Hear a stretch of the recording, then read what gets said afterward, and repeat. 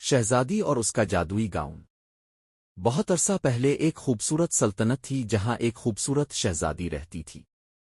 اس کا نام آریہ تھا۔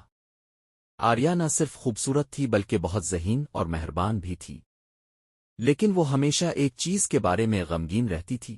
وہ اپنی ماں کی طرح جادوئی گاؤن پہن کر کسی بھی محفل کو خوش نہیں کر سکتی تھی۔ ایک دن ان کی سلطنت میں ایک عظیم الشان محفل کا اہتمام کیا گیا۔ سب کو اپنے بہترین لباس میں ملبوس آنا تھا، لیکن آریہ کے پاس پہننے کے لیے کوئی خاص گاؤن نہیں تھا۔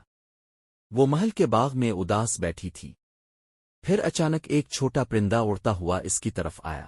پری نے مسکراتے ہوئے کہا، اے شہزادی، میں نے تمہاری اداسی دیکھی ہے، میں تمہاری مدد کر سکتی ہوں۔ آریہ نے حیرت سے پوچھا، واقعی؟ لیکن کیسے؟ پری نے اپنی چھڑی لہرائی تو ایک چمکتا ہوا گاؤن نمودار ہوا۔ یہ گاؤن کوئی عام نہیں تھا، یہ چمکتے ستاروں، سورج کی روشنی اور چاندنی کی نرم تہوں سے مزین تھا۔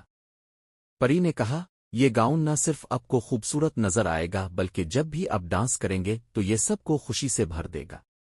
لیکن یاد رکھیں، یہ گاؤن تبھی چمکے گا جب آپ کا دل سچا اور مہربان ہوگا۔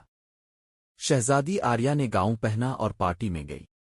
اندر داخل ہوتے ہی سب کی نظریں اس پر جم گئیں۔ اس کی خوبصورتی اور گاؤن کی چمک نے سب کو مسحور کر دیا۔ لیکن اصل جادو تب ہوا جب آریہ نے ناچنا شروع کیا۔ اس کی ہر حرکت پر گاؤن سے چمکتی روشنی سب کو خوشی اور سکون بخشتی تھی۔ پارٹی میں موجود ایک بوڑھی عورت جو کہ بہت غریب تھی، اس کے پاس آئی اور کہنے لگی، اے شہزادی، آپ نے میری زندگی میں روشنی ڈالی ہے، میں آپ کا شکریہ ادا کرتی ہوں۔